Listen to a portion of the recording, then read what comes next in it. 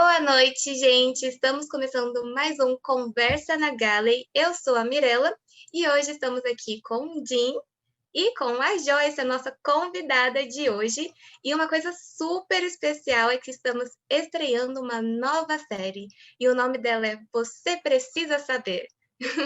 E hoje o nosso assunto vai ser recrutamento e seleção. E a gente vai bater um papo aqui com a Joyce, ela também é psicóloga, e vai dar um norte pra gente, né? O que não fazer numa seleção, como se comportar, enfim, várias perguntas que a gente preparou aqui para vocês e tá super legal. Então, Dinha, eu passo para você agora para você se apresentar. E é isso aí. Aí, boa noite todo mundo. Para quem não me conhece, eu sou o Jim. Para quem me conhece também, eu sou o Jim. Mas, enfim, hoje a gente está aqui, como a Mirella falou, estreando uma nova série aqui no canal, né, que se chama Você Precisa Saber. E só lembrando todo mundo, né, que a nossa série de sextas-feiras, os vídeos que a gente está colocando de profissionais da aviação, eles continuam, né, toda sexta-feira às 19 horas, as postagens estão lá. E as nossas lives, a gente está organizando aí uma agenda para a gente conseguir fazer essas apresentações em live para vocês, pelo menos uma vez por mês, né? E, só lembrando, antes de a gente começar a falar com a Joyce em si, não se esqueça de se inscrever no canal, né? Deixa aí para a gente um joinha e ajuda a gente com o conteúdo e mande sugestões para a gente também, né? Para a gente conseguir produzir novos conteúdos para vocês que vocês realmente precisam ou que vocês querem receber bastante. Vou deixar a Joyce se apresentar, né? Nossa convidada de honra de hoje, e a nossa estreante aqui no canal, e também a estreante dentro dessa nova série. Boa noite, Joyce. Manda bala. Boa noite, pessoal, Jim, Mirella, pessoal de casa. Bom, eu sou a Joyce, vim aqui falar um pouquinho aí para vocês sobre recrutamento e seleção. Enfim, desmistificar alguns pontos, né? Sempre quando tem aí o tema de recrutamento e seleção, surgem dúvidas, acho que isso é muito natural. Por menor ou maior a sua vivência em recrutamento e seleção, ninguém se sente especialista em ser candidato. Né? Então, a gente vem aqui para trazer alguns pontos que acabam sendo dúvidas mesmo, enfim, e falando um pouquinho aí desse dia a dia. Eu estou na área tem 12 anos, sou psicóloga de formação, 12 anos em recrutamento e seleção, tive algumas vivências generalistas também, mas recrutamento e seleção realmente é minha expertise. Hoje eu sou especialista, né, em recrutamento e seleção e tive também uma vivência na aviação, né? Então, esse é um pouquinho da minha trajetória. Ai, adorei. Com certeza vai ser uma conversa muito boa. Bom, então eu vou já começar aqui, né? Você já se apresentou, então a gente já vai mandar bala para a primeira perguntinha, né? Então, como funciona o processo de recrutamento e seleção? Como que é feito, assim, esse processo? Tá. Quando surge uma vaga, né? Quando surge uma vaga na área solicitante, essa vaga ela pode surgir seja por substituição de alguém ou seja por aumento de quadro. Esse gestor, né? Esse líder, ele abre a vaga e chega para a gente, né? Chega para a gente que é de recrutamento e seleção. Então, junto com o gestor, a gente vai desenhar o perfil, né? Qual que é o perfil técnico que a gente precisa buscar? Qual que é o perfil comportamental? A gente vai desenhar competências e habilidades que são inerentes à cadeira, né? E a partir disso a gente estrutura as próximas etapas do processo. Os processos seletivos, eles não são iguais, né? Então, assim, eu estruturo o quê? Eu estruturo se nós aplicaremos testes psicológicos, se sim, quais são os testes, vai ser um processo em grupo? Serão entrevistas individuais? Enfim, né? Quais as técnicas utilizadas? Então, a gente estrutura toda essa parte, né, de próximos passos, e a partir daí a gente segue com o processo em si, que é quando o candidato ele tem acesso ao processo, que é a divulgação da vaga, que é quando os candidatos se aplicam à vaga. Primeira etapa será toda por um canal específico, né? Então vai fazer o teste online, o teste de inglês, teste técnico, como que será, né? Então a gente estrutura toda essa etapa e depois a gente segue efetivamente com o processo em si, né? Que é a divulgação da vaga e aí a triagem desses perfis e seguindo aí por todas as etapas de entrevistas até a aprovação do candidato. Então, assim, o processo seletivo, ele é feito de diversas etapas, né? A gente pode contar com uma média, tá? Pode ser um pouco menos, mas também pode se estender para mais, uma média de 5 etapas, entre o início, o meio e a finalização desse processo. Legal, Joyce. Deixa eu só pegar um gancho que você falou, uma coisa bastante legal, sobre a questão da modelagem de quais tipos de processo seletivo, né? Quais tipos de avaliação você vai aplicar. Isso é uma prerrogativa normalmente do gestor da área ou é uma indicação que o profissional de recrutamento e seleção ele traz isso no portfólio para o gestor? Como é que funciona esse processo? A gente acaba construindo isso muito em conjunto, né? Então, o gestor, ele tem o dia a dia da área, então, assim, ele traz o escopo da área, ele traz as dificuldades, ele traz o dia a dia, enfim, ele traz realmente um overview, e aí essa construção, sim, a gente, com o nosso olhar, né, a gente consegue, comportamentalmente falando, a gente consegue mapear algumas inclinações comportamentais e trazer e desenhar isso junto com o gestor. Então, assim, dentro de um processo, geralmente o que é técnico, ele parte mais de parte do gestor, no caso, porque é a área técnica, né? A gente não tem o conhecimento técnico de cada cadeira, né? Por exemplo, a cadeira de engenheiro. Eu não sei, mas entendendo o dia a dia daquele profissional, eu consigo mapear quais as inclinações comportamentais que eu preciso, né? Então, trago aí um plano também para esse gestor, um escopo, né? Um mapeamento de perfil, e a gente acaba construindo esse perfil em conjunto. Mas, sim, a gente entra com o nosso olhar, sim. É muito legal esse assunto. Até estava conversando hoje sobre isso, bem engraçado, porque, que nem na empresa onde eu trabalho, abriu uma vaga no meu setor. E aonde a minha irmã trabalha, diminuiu uma vaga. Então, o gestor, ele sabe realmente quando ele precisa daquela vaga e quando ele não precisa, né? Ele sabe o momento de tirar, o momento de colocar. É impressionante isso. É bem bacana pensar assim. Sim, por trás de uma área tem toda uma questão de estudos, né? Enfim, dessa necessidade, toda a questão de orçamento também. Tem áreas parceiras também que acabam atuando com isso, que são áreas do RH, né? Geralmente a área de consultoria interna que consegue apoiar, dar esse suporte aí para as áreas clientes, né? E a gente acaba fazendo esse processo em conjunto também. Então, não é porque saiu alguém que necessariamente a gente precisa substituir essa pessoa. A gente vai substituir pelo mesmo cargo, a gente vai fazer alguma mudança de estrutura, enfim, né? Essa cadeira ainda existirá, então todo esse trabalho costuma ser feito também entre a área de RH, né, que costuma ser a área de consultoria interna, e o gestor. Legal, legal, muito legal isso aí que você falou, muito bacana mesmo. Uma dúvida, né? É bem aquela frase do ovo e da galinha, né? Quem contrata o RH? Conta pra gente aí. Quem contrata o RH é o próprio RH, né? Então, o RH ele é responsável aí por toda a área de entrada da empresa, né? E todos os profissionais que iniciam dentro de uma organização, eles passam realmente pelo processo de seleção. Então, a Joyce, quando é contratada para uma organização, eu passo por um processo seletivo como qualquer outro candidato, né? Vejo ali a vaga divulgada, me aplico, passo por todos os testes, fico ansiosa, aguardo o retorno, né? Sou analisada, recebo negativas, e, enfim, e feedbacks, e aí, evoluindo no processo, assim, é um candidato como outro qualquer. O processo dentro do RH, ele acontece da mesma forma, né? Que seria por competências e habilidades. É uma coisa muito, muito interessante que me surgiu agora. Essa pergunta nem está no script, tá? A pergunta, na verdade, é a seguinte. Você, como recrutadora, é mais difícil você recrutar alguém da área de recursos humanos ou alguém que tenha experiência com o processo de recrutamento e seleção, justamente pela pessoa que está sendo entrevistada, ela já tem uma expertise, por exemplo, na área de não sei, alguns tricks, algumas, digamos assim, algumas dicasinhas de como se portar, etc. É mais difícil você entrevistar uma pessoa para essa posição do que uma posição mais generalista, por exemplo? Não tem essa correlação, Vim, por quê?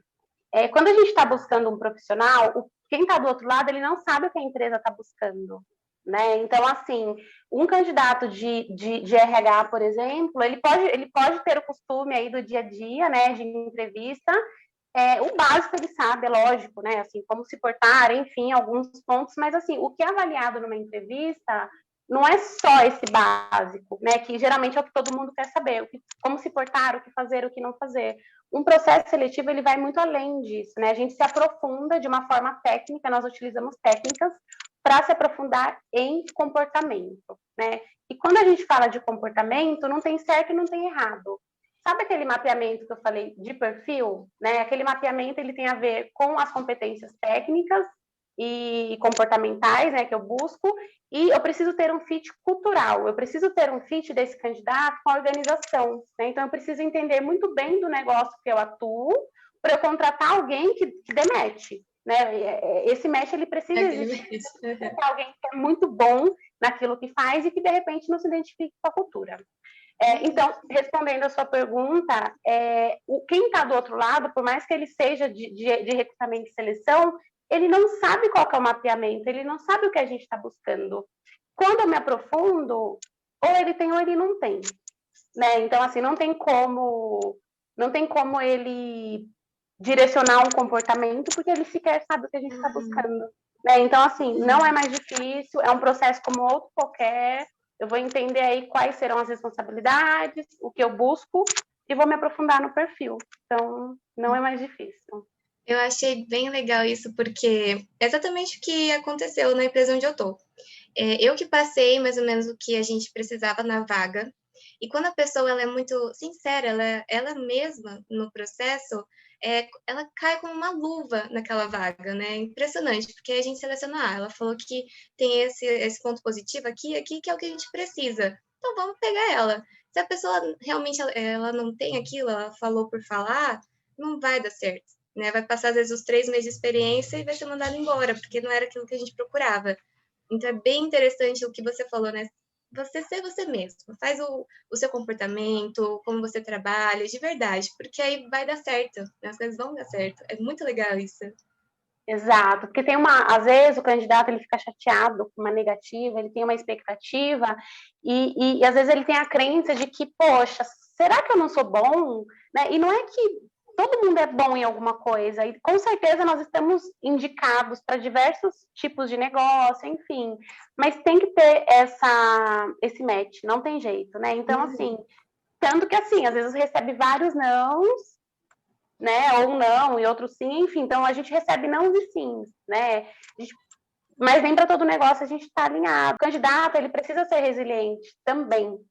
Né? Então, porque os nãos, eles existem, fazem parte do processo de todo candidato, de quem está assistindo a gente, do nosso enquanto candidato, já recebi diversos nãos na vida, e tá tudo certo, né, tá tudo certo, é a trajetória aí de um candidato. Sensacional. Essa frase que você falou, eu até anotei aqui, que é justamente essa frase de não necessariamente um não significa que você é uma pessoa ruim, né? Na verdade, você não tem um match com aquela vaga específica, mas com certeza outras vagas virão, outras tentativas acontecerão e com certeza você vai conseguir o seu sim quando você encontrar a sua vaga com o match correto. Muito legal isso. Exato. Muito legal. E, inclusive, até na própria empresa. Então, eventualmente, eu entrevisto um candidato e, naquele momento, eu não tenho uma devolutiva positiva. Um exemplo, estou procurando aí um profissional sênior, né? E aí eu entendo que o perfil daquele candidato é pleno, enfim, a gente não segue, decide não seguir com ele. Nada impede que, em outro momento, para alguma outra oportunidade, eu entre em contato. Então, às vezes, dá o fit com a empresa, né? A gente adora o candidato, mas ele ainda não tem o peso, por exemplo, da cadeira, enfim, diversos motivos. Mas isso também pode acontecer, né? Então, assim, às vezes um não agora também não significa um não para sempre dentro da organização. Então, acho que existem muitas variáveis. Entendi. Você que trabalhou um pouquinho na aviação, eu acho que o pessoal fica até meio em dúvida disso. Mas uma coisa que você falou que eu achei legal, né? Às vezes a pessoa é boa, então o pessoal da aviação, assim, eles têm mania de guardar o currículo quando pega. Nossa, é muito bom, mas não é o que a gente quer agora. Mas vamos guardar, porque aí se abrir uma vaga boa, a gente chama ele. Isso acontece? Todo RH, quer dizer, todo eu não sei, mas pelo menos RH de empresas grandes, né, e RHs mais estruturados, tem sim um banco de talentos, né? Porque, gente, talento, o candidato precisa entender que não é só ele que está buscando um emprego. A gente também está buscando talentos, né? Eu estou aqui todos os dias, eu acordo com essa missão de buscar o talento certo para a vaga certa. Então, assim, a gente não desperdiça perfil. Não deu para aquela vaga, tá no radar, né? Então, uma vez que você está ali, a qualquer momento eu posso sim te acionar. Tanto que eu já fiz isso ao longo da minha carreira centenas de vezes, né? Não foi nenhuma nem duas, realmente. Isso acontece porque faz parte do nosso dia a dia, né? Legal. Ai, muito legal. E vem cá, Joyce, só explicando para todo mundo que está assistindo a gente aqui, o que necessariamente um analista de recrutamento e seleção faz? Qual que é a rotina dele, assim? Qual que é, na verdade, as principais atividades? Você falou um pouquinho sobre essa questão de caçador de talentos, etc. Conta para a gente um pouquinho como que é a rotina do dia a dia de trabalho, né, para as pessoas que se interessam pela profissão especificamente. Bom, o dia a dia, então, ele envolve tudo que diz respeito a essa vaga que nós temos em aberto, né? Então, como eu falei, desde o alinhamento, né, com o gestor, orientação ao gestor, a gente também tem um papel bem consultivo, né? Então, como vocês falaram, às vezes, talvez a área não precise daquela vaga, e a gente precisa, junto com o gestor, construir isso e entender que não faz sentido, né? Então, a gente entra desde a demanda inicial da vaga, e o dia a dia, ele é prático, porque, vamos pensar no meu dia, ele é prático no sentido de que eu faço muitas entrevistas, né? Então, eu passo parte dos meus dias realmente entrevistando, mas o meu dia também, ele envolve uma parte que é muito burocrática, né? Que é a divulgação da vaga, que é a triagem de perfil, que é buscar os perfis, que é buscar através da inteligência artificial, inclusive do LinkedIn, por exemplo, perfis que estejam aí alinhados com algumas palavras-chave que a gente busca, correção de testes, né, análise de testes, pareceres, né, dos perfis comportamentais que eu avalio. Tudo isso faz parte do meu dia a dia quando eu ligo para o candidato para falar: parabéns, você foi aprovado e a proposta que nós temos para você é essa. A partir daí, né, a partir do momento da offer, no caso, enfim, aceitou tudo, aí já é com uma outra área, que é com a área de contratação, de documentação. Depende muito, tá? Tem RH que tem essa área integrada, então tem analista de recrutamento e seleção que toca a admissão também, né? Nos RHs maiores, isso não acontece, é mais segmentado, mas isso também pode acontecer. Então, o meu dia a dia, ele é muito prático, porque eu passo parte dos meus dias em alinhamento com gestores, né, de perfil, e de reporte dessas vagas, do que está sendo feito, de qual etapa que nós estamos no processo, quantos candidatos eu consegui, toda essa etapa, e também a etapa de triagem, de abordagem, enfim, todo esse dia a dia nosso. E depende muito da estrutura da empresa. Então, existem momentos onde o escopo, né, da minha área envolve um estagiário que está abaixo de mim, ou um assistente, ou mais de um, e consegue me dar esse apoio. Em outros momentos, dependendo da estrutura da empresa e do escopo dessa área, eu atuo sozinha, sem esse braço, né? Então, vai depender muito da estrutura da empresa e da demanda de vaga, né? Do volume também. Sim. Eu achei muito legal que você comentou do LinkedIn, né? Que hoje é uma rede social de empregos, né? Isso é muito legal. E eu queria perguntar se você sempre trabalhou com ele, você pegou a transição, como que foi isso para você? LinkedIn, ele passou a fazer parte da minha vida como recrutadora tem mais ou menos 1 ano e meio, né? Tem 1 ano e meio, enfim, né? Que aí na minha última experiência a gente teve aí só explicando, gente, assim, o LinkedIn, quando você fala, existem 2 tipos de LinkedIn, tá? Então, existe o LinkedIn que o candidato tem acesso, e existe o LinkedIn que as organizações têm acesso, que envolve uma questão de licenciamento, envolve uma estrutura grandiosa. Não é tão fácil ter um LinkedIn, tanto que empresas menores costumam não ter o LinkedIn para buscar o candidato. Envolve muitas coisas, incluindo custos, tá? Então, eu tive acesso ao LinkedIn há mais ou menos 1 ano e meio, né? E, assim, de lá para cá, hoje, o mundo está muito direcionado para o LinkedIn. O LinkedIn é uma ferramenta global, né? Então, assim, não consigo me imaginar saindo dele. Eu consigo me imaginar me especializando cada dia mais por ele, porque a tendência, eu acredito que seja, acredito não, tenho certeza que seja ele crescer ainda mais, né? Então, o mundo inteiro está ali conectado, buscando perfis, né? Então, há 1 ano e meio, mais ou menos, respondendo. Eu trabalhei com diversas diversas ferramentas e, né, com toda a globalização e com toda a questão do LinkedIn, eu comecei a trabalhar e não me vejo sem. Eu acredito que daqui para frente seja LinkedIn. Ai, muito legal. Acabou respondendo a minha pergunta, que eu ia te perguntar assim, LinkedIn funciona de verdade? Ou ele é só mais uma rede social? Assim, mas... Gente, não é só mais uma rede social, assim, é a ferramenta global, hoje de busca de talentos. Então, estejam conectados, né, estejam com o LinkedIn atualizado, porque é uma forma incrível da gente se conectar e da gente se movimentar, né? Estejam conectados, sim, porque o LinkedIn, ele realmente funciona. Uma coisa que você falou também das palavras-chave, assim, eu imagino que as palavras-chave sejam coisas da sua profissão. É mais ou menos isso? As palavras-chave, elas dizem respeito à cadeira que eu busco. Né? Então, assim, se eu busco um engenheiro, eu preciso buscar como palavras-chave todas aquelas palavras que compõem a cadeira do engenheiro, né? Qual tipo de engenheiro que qual é a expertise que eu preciso. Só que para encontrar essa pessoa, gente, né, para eu ter para o candidato ter o LinkedIn a favor dele, né? Quando eu busco ali as palavras-chave, eu preciso que o LinkedIn do outro esteja atualizado. Porque se você não colocou como palavra-chave no seu LinkedIn, enfim, a sua expertise, por exemplo,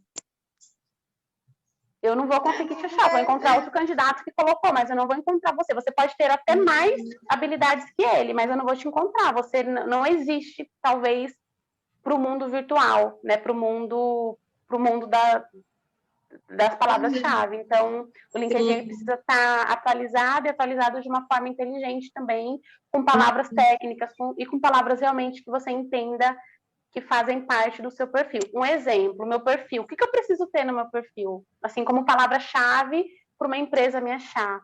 Preciso ter que eu sou recrutamento e seleção, né? Isso eu preciso, que eu sou RH, que eu sou consultoria interna. Essas são as palavras-chave que compõem o meu trabalho. É o básico, tá? Tem outras também, mas assim, isso é o básico do básico. Né? Então, quando alguém busca lá recrutamento e seleção, especialista, consultoria interna, eu tô no meio. Né? E aí, nesse filtro, existem outras questões também. Então, se eu busco o idioma avançado, o inglês avançado, por exemplo, eu vou refinando o meu filtro. Eu começo com essas palavras que dizem respeito a cargo, né, ao dia a dia, e eu vou refinando. Por exemplo, eu preciso para essa vaga do inglês avançado. Eu coloco. Eu busco candidatos só de São Paulo e região, porque a vaga é para cá. Eu coloco. E aí eu vou refinando o filtro, e aí o LinkedIn vai direcionar para mim os candidatos que mais se aproximam daquela busca. Teoricamente, todos os agentes de atendimento fazem a mesma função, digamos assim, né? Ela tem uma função standard e todos os contratados deverão cumprir aquela situação. Como, por exemplo, a nossa experiência do passado mostrou, na verdade, um incrível sucesso num processo de recrutamento e seleção no passado que nós participamos juntos para um programa de estágio, né, que você desenvolveu, que você executou ele muito bem. E aí a minha pergunta, na verdade, imagina que dentro desse processo de recrutamento e seleção para estágios, você estava lidando com vários stakeholders, ou seja, era uma pancada de área, com perfis diferentes, só que assim, a gente tinha que achar, dentro daquele grupo de estagiários, qual que era o melhor para cada área. Tanto é que a gente até teve uma briga lá, que eu e a Joyce, a gente tretou, né? A gente queria o mesmo candidato, a gente acabou saindo na porrada para conseguir o mesmo candidato. Mas, enfim, a minha pergunta é exatamente essa, assim, como funciona esse processo quando você tem vários demandantes com perfis completamente diferentes, com um pool de pessoas mais ou menos nivelados como igual, assim, entendeu? Entendi. Na verdade, assim, vários demandantes eu sempre tenho, né? Então, assim, se você olhar para a minha realidade, geralmente eu não tenho menos de 20 vagas. Então, eu trabalho, né,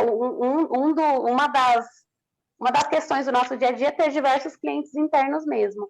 O que muda é que o processo é em grupo, né? Por quê? Porque nós temos um volume grande de vagas, por exemplo, um programa de estágio, com perfis muito parecidos, então a gente entende, assim, muda a área, mas estagiário, por exemplo, a gente sabe que está iniciando, está iniciando para aprender. É um programa já pronto, né, que vai direcionar esse estagiário para um futuro. Então, pensando que são perfis, inclusive, bem parecidos, né, são perfis parecidos, a gente consegue, é técnica, né? Então, a técnica da entrevista em grupo, o que vai mudar é que eu consigo avaliar várias pessoas, né, ao invés de uma. E o que eu uso para isso? Eu uso dinâmica em grupo, eu uso testes específicos que dizem respeito aí, né, para eu analisar esses perfis. Então, assim, eu tenho um cliente que tem uma vaga, eu tenho um cliente que tem 10. Eu mudo a estratégia de seleção, né? Então, assim, a dinâmica em grupo, ela faz com que eu consiga entender sobre diversos perfis ao mesmo tempo, né? Então, eu estou ali analisando perfil por perfil, depois a gente vai refinando e passa para outras etapas. Mas, assim, a nível de seleção, não tem diferença ser em grupo ou ser individual, são estratégias diferentes apenas para perfis de vagas diferentes. E quanto a ter diversos solicitantes, independente do grupo, do volume, o que vocês não sabem é que a gente sempre tem, né? Então, assim, eu sempre tenho muitos solicitantes. Então, que são nossos clientes internos, são os gestores, né? Então, tá tudo certo. É só mais uma questão de estratégia mesmo. Fica a dica, hein, gente? Fica a dica, hein? Ela falou que tem bastante cliente, ou seja, tem bastante vaga de emprego por aí. Tem bastante Manda vaga. comigo. Opa! Uma coisa que eu percebo, a minha área hoje é da contabilidade, né? E é uma área que sempre tem emprego. Só que o que está faltando é a mão de obra qualificada, vamos dizer assim, sabe? As pessoas não estão se especificando. Elas simplesmente faz a faculdade e não estuda mais. Aí, se você vai passar um teste de débito e crédito ali, não consegue fazer. Então, a gente está tendo muita dificuldade nisso. Acho que essa é uma questão que não é só da contabilidade, né? Acredito que seja uma questão aí geral para toda a área que a gente vê, né?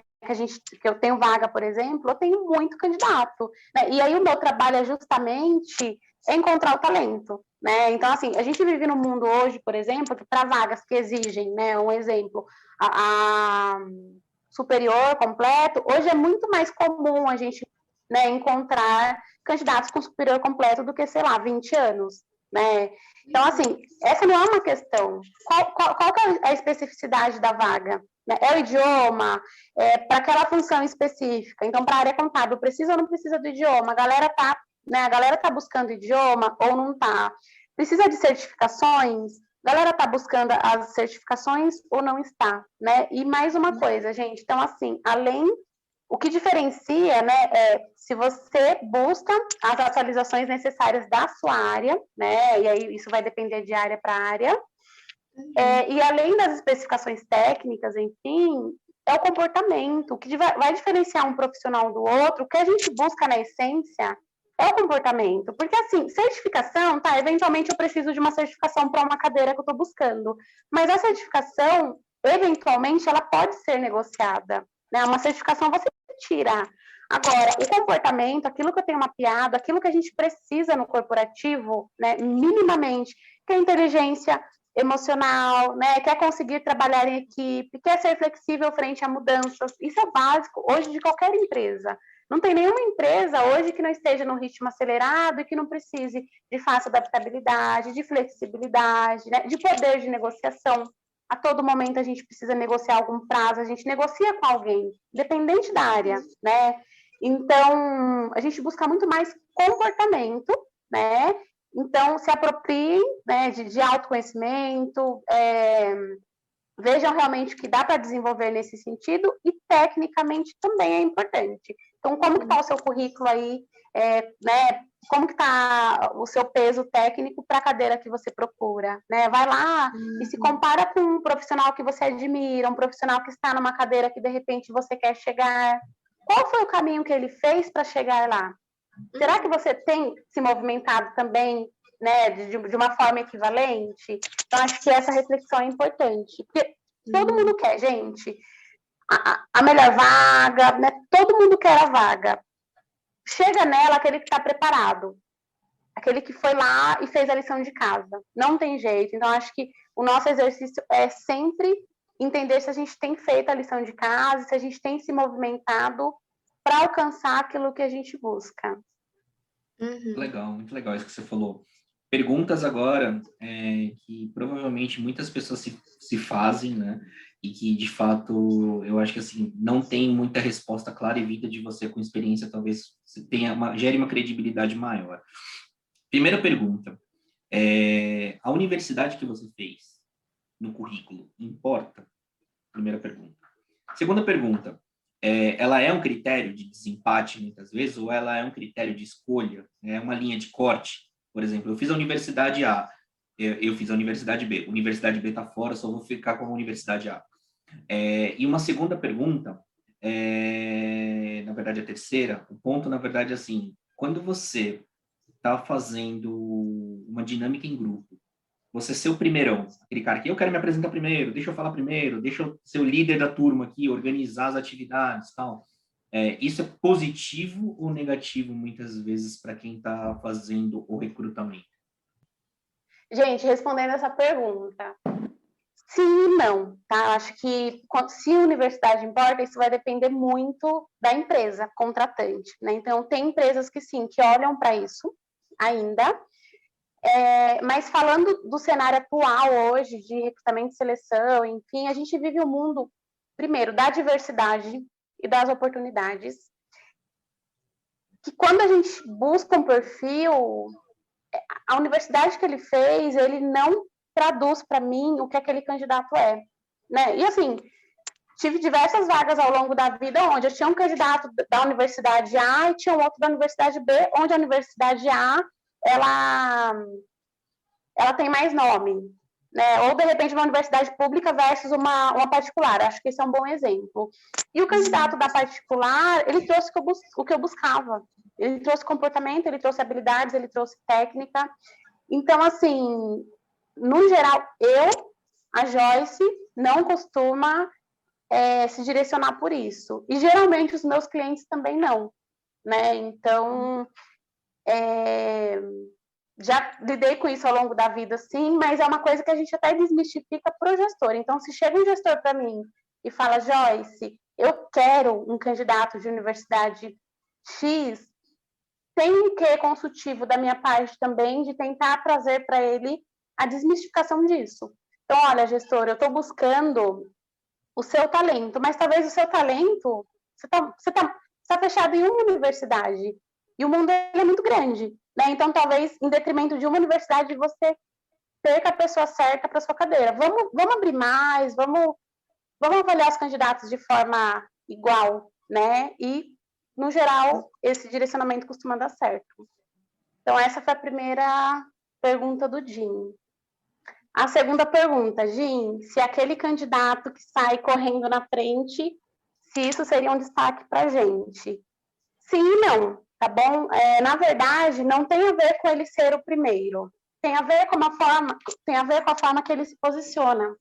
Então, às vezes o candidato ele é o primeiro, mas ele é o primeiro de que forma que ele se posiciona? Ele atropela o grupo, ele não deixa ninguém falar, ele sai desesperado, ele chega a ser desrespeitoso com o colega porque ele atropela o colega, porque ele não dá espaço de fala, né? Então, assim, se é o primeiro ou não, não é isso que a gente está avaliando também, né? Então, foi o primeiro e teve coerência, tá tudo certo, mas ele não saiu na frente em relação aos outros, né? Então, assim, tudo é muito amplo, na verdade, a nossa análise é muito ampla.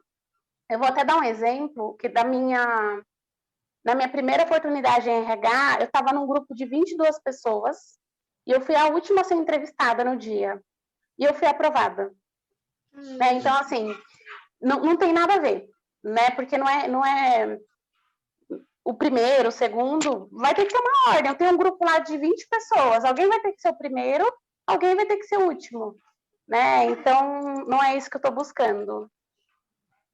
Ai, muito bom. Eu acho que eu já vou pegar esse gancho, né, das personalidades, assim, e já perguntar quais dicas que você dá para os candidatos para eles se saírem bem nas entrevistas.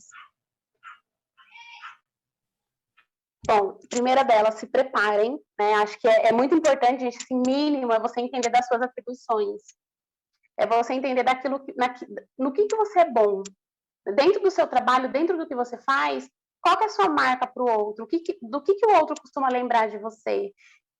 quando eu falo sobre isso, eu não estou pedindo muito, eu estou pedindo para você se apropriar do que você é no mundo, né? Então, uma autorreflexão, né, é importante. Então, vou para uma entrevista, o mínimo que eu preciso entender, quais serão as principais responsabilidades, qual que é a minha motivação para essa vaga? Preciso ter uma motivação, porque isso aparece na entrevista, né? E assim, perguntas iniciais nada mais são do que isso, sua motivação, o que você espera do dia a dia. Então, se você não conseguiu conectar minimamente com a vaga, né, e entender por que você está se aplicando, por que ela te gerou interesse, você não vai conseguir ser bom no processo. Né? Então, acho que isso é o mínimo, se apropriar e se preparar, independente da cadeira, lógico, né? Assim, e aí, se é uma cadeira que exige mais tecnicamente, também. Será que eu vou precisar estudar sobre determinado assunto, rever alguma questão que, de repente, faz tempo que eu não vejo? Vou ter entrevista em inglês, de repente, para alguma cadeira? Quero estudar um pouquinho antes, quero treinar. Então, assim, vai da cadeira, mas treine antes, exercite um pouquinho antes para você não chegar lá, né, assim, nossa, o que eu estou fazendo susto, aqui? Né? No susto. E uma outra questão também que eu acho que é bem importante é estudar sobre a empresa, né? Porque, assim, se você se aplica por uma vaga, acho que o primeiro ponto também, se aplique porque você quer e não porque você precisa, né? Então, tem muitas empresas, então se conecte com aquelas que fazem sentido para você, né?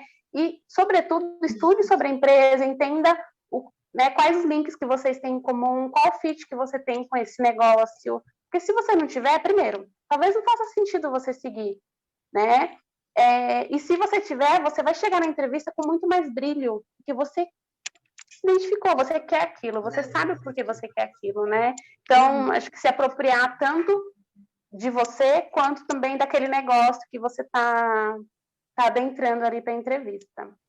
Não, perfeito, perfeito. Essa sua frase foi perfeita, assim. De fato, a gente pode concluir com isso de que existe, óbvio, a empresa procurando os talentos, mas você, quanto talento, tem um grande percentual, digamos, até talvez até um pouco mais do que a empresa, de ter a vontade de estar naquele lugar, né? Então, eu acho muito legal isso que você falou, de fato, assim, não é só a empresa que escolhe você, mas é você que escolhe a empresa. Muito legal, sensacional essa a frase do momento. Ó, quebrou a sua frase anterior, tá? Tô só trocando de frase. Não, sem dúvida, assim, e é autorresponsabilidade mesmo, né? Assim, a nossa carreira, a gente tá direcionando ali grande parte dos nossos dias, né? Então tem que ser um processo de escolha mesmo, né? Eu preciso ter um link, né? Estar ali precisa ser uma escolha minha. Eu não posso só estar enquanto candidato numa posição de escolhida. E Jean, e Mirella, assim, o mercado tem trazido muito isso, tanto que as empresas, a nível de recrutamento e seleção, de atuação e seleção, hoje estão muito... Elas competem entre elas também, né? A melhor empresa para se trabalhar, enfim, as empresas têm buscado muito ser atrativas para o candidato, porque o candidato de hoje, ele é muito diferente do candidato de 10 anos ou do candidato de 20 anos atrás. Ele não quer só o salário, ele quer... Aliás, o salário numa escala de prioridade, ele vem talvez em terceiro lugar. Eu quero propósito, né? Eu quero propósito. Eu quero trabalhar sim, mas eu quero ser feliz trabalhando, porque é possível a gente ser feliz trabalhando. Né? Então, assim, antes da... Eu queria comentar que existe também até mesmo o status, né? Eu tenho uma amiga que trabalha na Coca-Cola. Caraca, ela trabalha na Coca-Cola, sabe? É legal, né? Você tem essa vontade de, caramba, trabalhar numa empresa grande e você vai mais feliz trabalhar ali. Isso é muito legal. Sim e não, né? Porque os candidatos, eles estão antenados também. Eu, enquanto recrutadora, não adianta ligar para o candidato e falar que eu trabalho na melhor empresa do segmento, porque ele vai me questionar sobre outras coisas. O nome só, ele não gera um impacto, né? Tá, Joyce, eu quero saber de você, como que é a questão da cultura? Hoje está muito forte a questão da cultura. Primeira coisa que os candidatos perguntam, como que é o clima? Como que é o dia a dia? Como que é o vestuário? Como que vocês olham para a diversidade? Tudo isso são questionamentos que os candidatos fazem hoje, muito antes do salário, né? Então, assim, de que forma que eu vou conseguir me movimentar nesse negócio? De que forma que eu conseguirei ser eu nesse negócio? Né? Depois disso, posto, eles vão para outras questões, né? salário, pacote de benefícios, né? Enfim. Mas só para vocês entenderem esse ponto de que os candidatos eles buscam um propósito hoje, né? Grande parte hoje dos profissionais tem olhado muito para essa questão de ser feliz, né? De conseguir trabalhar, mas sendo feliz. É A qualidade verdade. de vida, né? É verdade. Alguém um dia me ensinou, não vou contar quem foi, né? Mas falou a seguinte frase para mim que eu nunca mais esqueci, assim: nosso papel quanto recrutadores é convencer também o recrutado de que é o melhor lugar para se trabalhar. Então, assim, é conseguir cativar e brilhar os olhos dessa pessoa para ela querer estar aqui. E isso mudou muita coisa para mim, assim, da forma com que eu olhava, assim, principalmente no processo de recrutamento, né? Eu pensava assim, não, a vaga teoricamente é minha, então essa pessoa tem que se enquadrar com o que eu quero. E, na verdade, não é bem assim, não é só assim, na verdade, né? A gente tem que ter um casamento aí, é como se fosse, bem o que a Joyce falou, assim, tem que ter uma união, tem que ter um match certinho entre o que um quer e o que o outro não, e o que o outro também quer, para conseguir achar e fazer esse encaixe. Perfeito, perfeito, muito legal isso. É uma parceria, né, Dinho? Assim, é uma parceria de ambas as partes, que ambos precisam ser felizes, né, dentro dessa escolha, precisa dar certo, né? Então, com certeza, os dois, tanto empresa quanto candidato, são responsáveis, né, por isso dar certo, a empresa por cumprir aquilo que ela realmente estipula como plano, né, de desenvolvimento e um plano como um todo, e o candidato também. E o nosso papel enquanto RH, né, e o meu papel hoje é intermediar isso, né? Então, assim, eu sou a ponte, eu sou o elo entre a empresa, né, entre o negócio, entre a cultura, entre os gestores, os líderes que estão buscando aquele candidato e o candidato, né? Eu estou fazendo esse link entre os dois. Então, esse é o nosso trabalho, né? Identificar um, identificar o outro e fazer com que ambos saiam felizes aí, ambos, né, saiam felizes nessa parceria, né?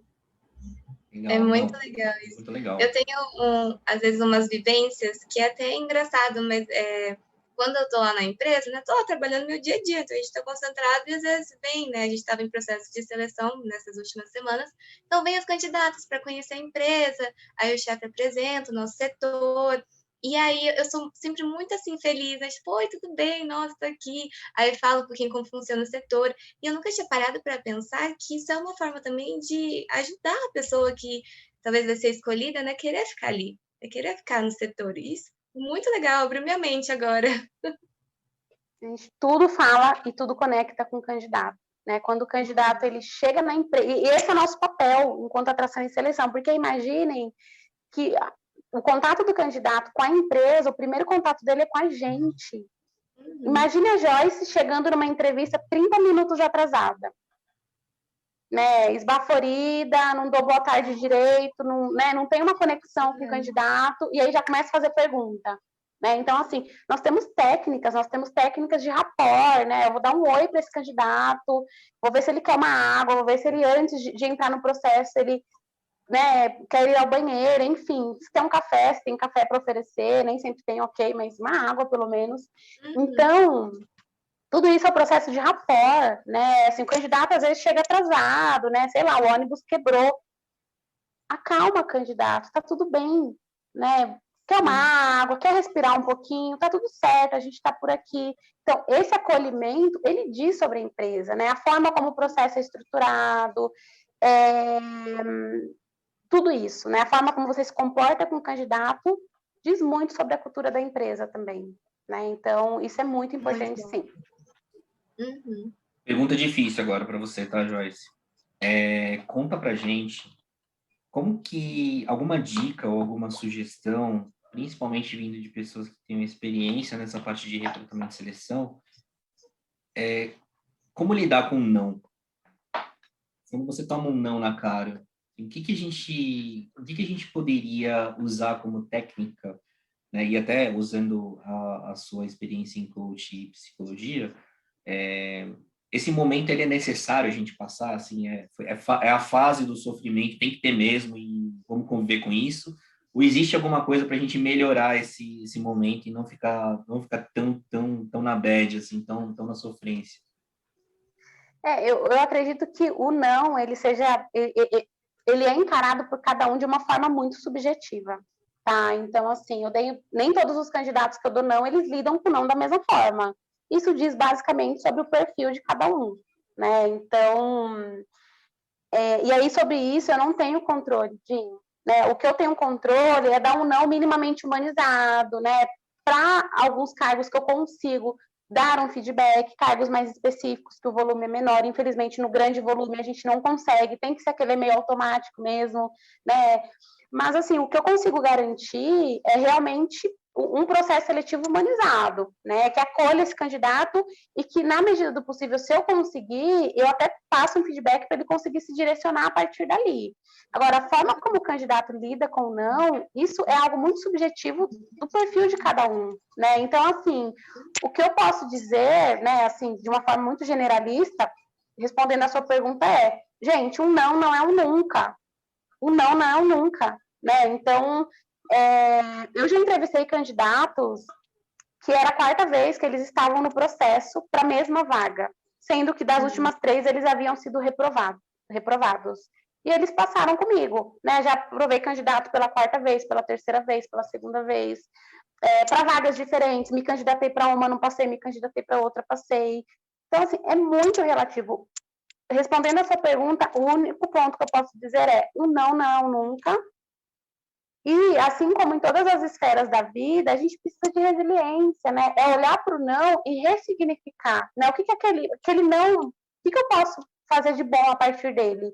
Preciso buscar algum conhecimento específico, né? Onde será que talvez enfim, né? Eu não atingi ali o ápice que o candidato aprovado escolheu. E é isso, gente, é ressignificar, porque os nãos, eles fazem parte da vida, os nãos como um todo, né? Não é só no profissional. E assim, a gente precisa seguir, né? A verdade é essa, assim, não posso ficar chorando aqui 3 dias, até posso, mas assim, eu posso ficar chorando 3 dias, mas eu posso também levantar amanhã e pelos próximos 3 dias mandar todos os currículos possíveis para todas as vagas em aberto. E aumentar as minhas chances da minha recolocação ser mais rápida. Então, tudo é uma escolha, né? Então, escolham o caminho mais positivo, né? Porque ficar na bad não vai resolver o problema, né? Mas entender os pontos, sim. Eu lembro de um caso, assim, para mim foi muito claro como que eu ficava depois de um não. Que tava eu e uma amiga na mesma seleção e a gente recebeu o não. E ela, nossa, amiga, eu tô muito mal, eu vou me ausentar um pouco, ficar em casa. E eu falei assim, não, tudo bem, amiga, beleza, é seu tempo. Eu sei que eu peguei, quando eu olhei o não, na mesma hora eu fui estudar de novo, sabe, me fortaleceu. Eu falei, não, agora eu tenho que estudar muito mais, porque eu recebi um não, então eu vou em busca do sim. E para mim, essa diferença de personalidades ali, lidando com o não, foi muito clara. Eu fiquei, caramba, que maluco. Mas cada pessoa lida de um jeito. Lida de um jeito e não necessariamente, assim, gente, a gente não está isento do sofrimento, não é isso, né? Não é que você precisa receber um não sorrindo. Imagina, não é isso. E aí, Mirella, até pegando o seu exemplo, não quer dizer que se nesse momento você conseguiu ressignificar dessa forma, que em algum outro futuro, eventualmente, você não sinta mais.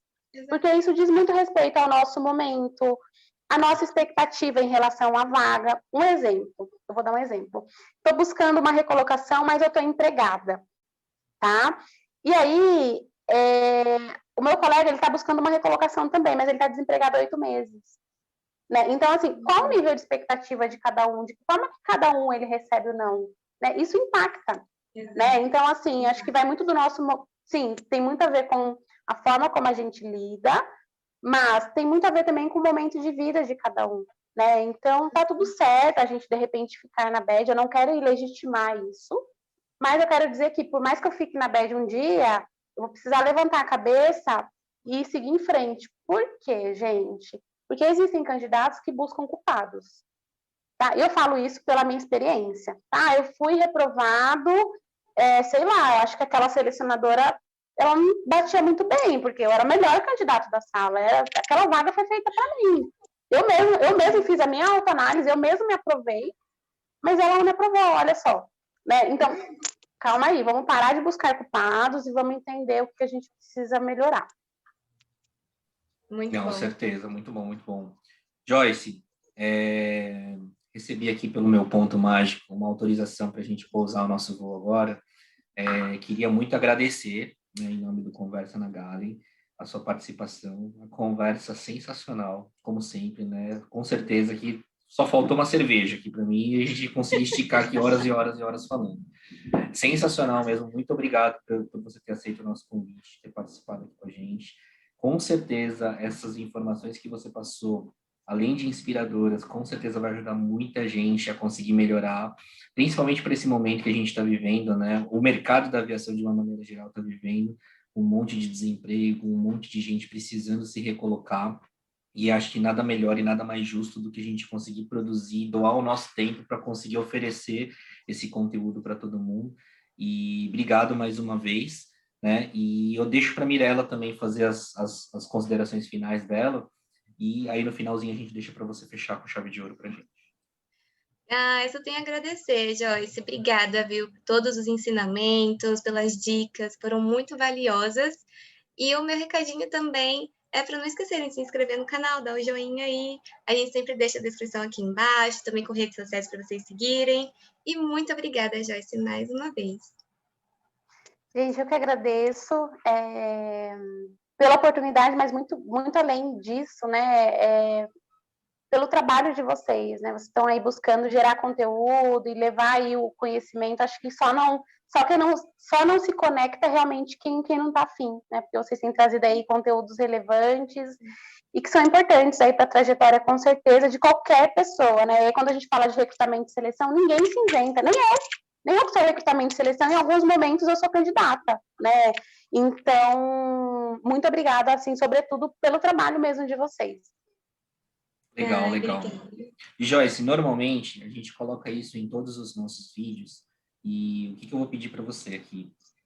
Primeiro, para você conseguir passar uma mensagem para as pessoas que estão hoje tentando a recolocação, e as pessoas que estão buscando não só a recolocação, mas às vezes a sua primeira oportunidade, né, de entrar no mercado da aviação, você que tem experiência já na área em si, e alguma dica, alguma coisa que você possa passar, uma mensagem positiva para todo mundo, para a gente colocar aqui no nosso encerramento. Deixo aberto para você e tá contigo. Uma mensagem inspiradora e o seu momento de fazer a gente chorar.